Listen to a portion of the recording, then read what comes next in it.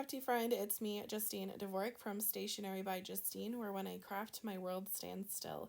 Today I'm going to use the Let's Bounce stamp set and make a basketball themed card with this fun little guy. Here he is. Ta-da! I'm using Altenew colored pencils. They are standard woodless colored pencils, so they might look a little different than what you have seen before, but they work just like a standard colored pencil.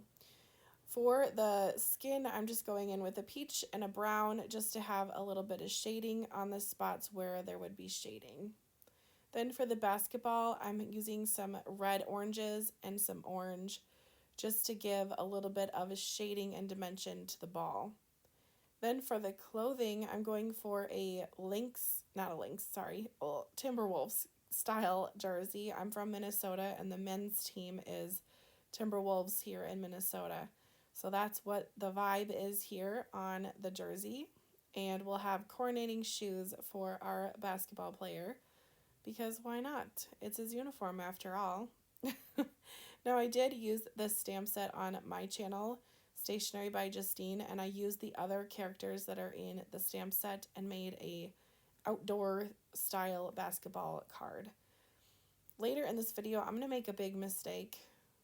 Not really a mistake, well, whatever. I'm making two mistakes and I'll show you how I work through them. So now that I am almost finished coloring, let's dive into the rest of the card.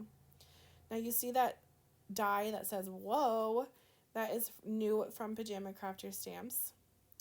And then I'm using my embossing folder. Now this embossing folder, it was from my collection that I released with Spellbinders almost 2 years ago. It will be 2 years in September.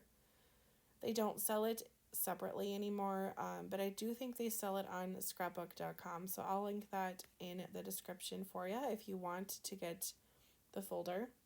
Maybe you already have it, who knows.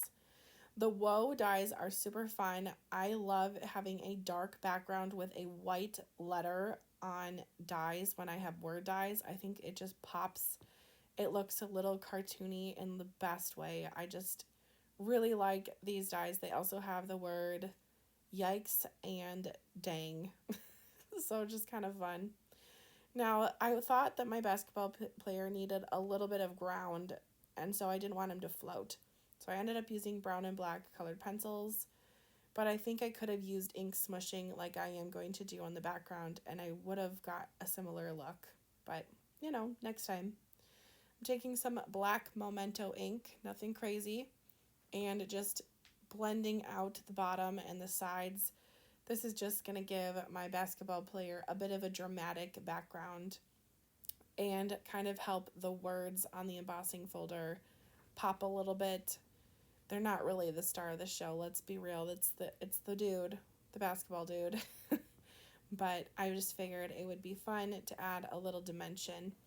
Black ink really does go a long way on colored cardstock, so I challenge you to try that if you have not used black ink on colored cardstock before. What you waiting for? Today's the day. All right, now that that is finished, I have a little panel. I just simply use scraps from my scrap bin to make this panel. I have white paper, black, and then coordinating blue that matches my background. And that's just making this little frame for my dude. My whoa sentiment I have popped up with some foam, and I'm also popping up this panel. I don't put this on straight, and later I'm going to rip it off and reposition it, but you know, why not leave some mistakes in this video? Nobody's a perfect crafter, and I'm certainly not going to pretend to be, so there you have it. So I'll stick the whoa way on the bottom there, and then just look at my little guy. Isn't he so fun right there? I think so. Now at this point, I realize that things are looking a little crooked. So good thing is I didn't push anything down too hard.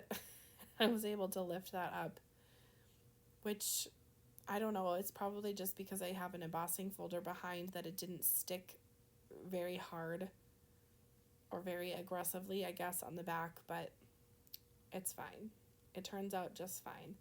And I'm sorry I do have it low on the screen here just because I need to get my head over the shape so I really can see what's going on down there. Okay, now my sentiment. This is my second mistake. Do you see my stamp sentiment up on the card? Yeah, oops, I stamped my sentiment after I put it on my project, so no bother. We're just gonna cover it up. So I'll just quick heat emboss this with some black embossing ink and some clear embossing powder, and just give that a quick trim with my mini trimmer. Snip snap. One more snip snap. There we go. And then I'll just stick it over it. It's fine. No big deal. Just take my little shovel tool there and just lift up my little basketball guy's head, and my sentiment can sneak behind there, and it's no big deal. Isn't that fun? Craft through your mistakes. Anyway, I want this ball to be kind of like, I don't know, the whoa kind of reminds me of like cartoon, and I thought that this little guy is in motion. He's kind of like trying to get the ball away from somebody. So I want the ball to be kind of like shiny or like it's moving. I don't know if that makes any sense to you, but when there's cartoons, sometimes there's these lines that are coming from spots that are like exciting or there's motion. So I just went in with pencil and some black marker. This one is from Creative Memories from like 20 years ago that my mom gave me that she had in her craft room. I'm using the same marker just to create a little bit of some little speckle dots on my basketball. Nothing too intricate, just a little something. A little something, something. And my little guy, I think, is just so fun, and just the fact that I was able to get that shade with 2 different color blues on his clothes, I think is so fun. I think I'm a little bit better at color pencils than I am with Copics, but that's okay. To each their own. And now I realize things are still not straight, so I'm lifting up my panel once again. I'm leaving this in. Joy has really been inspiring me. She's been doing a lot of live videos here on the channel.